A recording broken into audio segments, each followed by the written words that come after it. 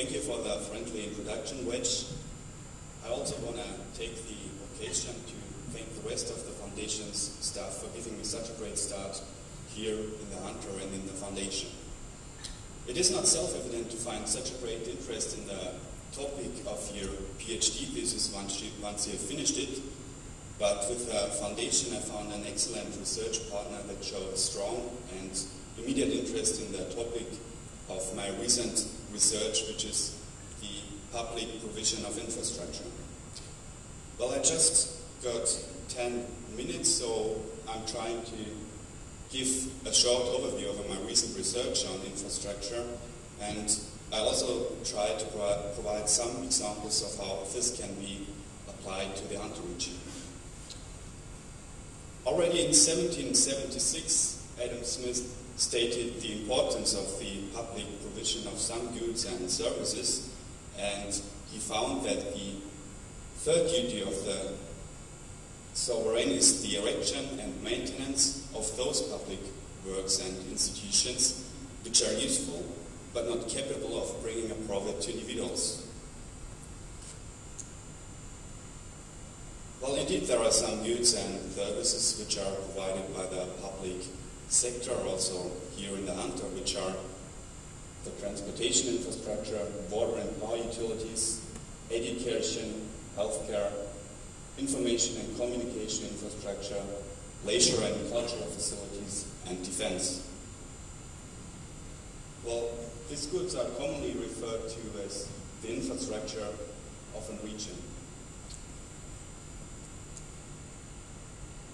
Well, economists and policymakers are usually interested in two aspects regarding the provision of infrastructure, and the first aspect would be the optimal level of provision in a state or region, and the second one would be the optimal method of financing. Regarding the first point, we can find that infrastructure is no manna from heaven at all. Rather, the public and the private sector have to compete for rare resources when they want to provide additional units of production. Regarding the second point, we can find that the benefits from infrastructure provision crucially depend on the way of financing, and well, three major ways of financing are taxes on labor, taxes on capital, and user fees.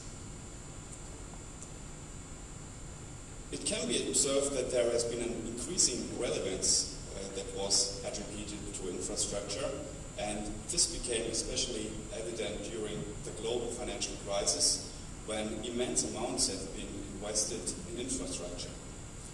For example, 42 billion in Australia, more than 600 billion in China, and even more than 800 billion in the United States. In the Hunter region alone, 680 projects have been started, which are worth 234 million. Well, it can also be observed that policymakers are increasingly recognizing the positive impacts of some infrastructure goods on their region, and therefore they use infrastructure as an additional policy instrument in the competition between regions for private investments and business locations. Well, however, we can find that not all of the infrastructure goods are productive. This is mainly true for the infrastructure goods here shown on the left side, and these goods provide services or inputs to productive processes in firms, and therefore they increase the output of a respective firm. Examples would be the transportation infrastructure, which mainly raise the productivity in transport-intensive industries. We can also think of results of scientific research, which will mainly raise the productivity in the knowledge-based sector, and we've heard about the importance of the sector already from Andrew before. Well, weather forecasts, which is quite unusual to mention here, but it's also very important. It is increasing the productivity in the agricultural sector mainly. There are several other infrastructure goods which are productive, like, for example, water and energy supply, telecommunication, and the broadband network. But on the other side, we have the consumptive infrastructure goods, which do not have a productivity-enhancing effect, rather they increase the well-being of people, and this is at least of the same importance. Examples are the leisure and cultural facilities, environmental protection, healthcare, and defense. Well, given that policymakers are enthusiastic about infrastructure, we should try to find out if infrastructure really matters, and, well, that is indeed the case. It has been found in many empirical studies that in the long term, private investments and real GDP are increasing due to an additional investment in infrastructure. This can be seen in the following table, and the numbers here which are given state the percentual change in private capital investments and real GDP once the public capital investment is increased by 1%. For example, here in Australia, we can see that a 1% increase in the public capital spending, that is infrastructure investments, would increase the private investments and real GDP by approximately 0.3% regarding this major study. Well, another important finding has been that this increase in output is obtained due to an increased productivity of capital and labor, and this again means that capital owners and workers can benefit through an increased income. For example, should we decide to invest in schools or the Newcastle University, then this would increase the productivity of workers, and this again increases their wages. Well, having heard about all these positive impacts of infrastructure investments, we should try to think about some future aspects of infrastructure investments, and here the economic research suggests that especially high benefits from additional infrastructure investments are obtained for three cases mainly. First, if the existing stock of the particular infrastructure is still low. Second, if the particular infrastructure good is already highly congested. And third, in industries or firms which highly utilize the particular infrastructure goods.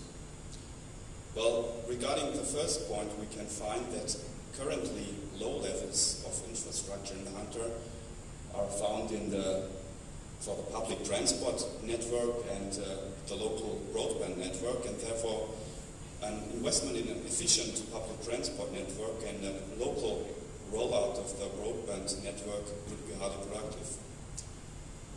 In the Hunter, the Newcastle port and some parts of the road and rail network are already highly congested, which is why an investment in those goods is productive. Well, regarding the third point, we can find that investments in the port will mainly increase the productivity in mining and related industries or in other export-driven industries. Should we, however, decide that knowledge-based industry has to become stronger, we have to invest in appropriate infrastructure goods, and that would be schools, the Newcastle University, or other educational infrastructure goods. Well, I'm making my summary already here because I just got 10 minutes to speak today. Regarding the economic research, it can be found that investments in appropriate infrastructure are highly desirable as they attract additional private investments. They increase the productivity of capital and labor. They are necessary to cope with the future demand. They contribute to long-term growth, and they also contribute to a sustainable economic development. Well, here in the Hunter Valley Research Foundation, as a regional research foundation, we mainly deal with the regional impacts of infrastructure provision, and this can be done, for example, with a local input-output model, which was developed by the foundation and which can mainly examine the benefits of infrastructure provision here in the Hunter. In the future, we will even be able to further increase the quality of our research by a new input-output model, which will be available from March 2011 on. Well, I will be mainly involved in that research, and I'm looking forward to apply my theoretical knowledge of infrastructure in practice here in the Hunter. Thank you.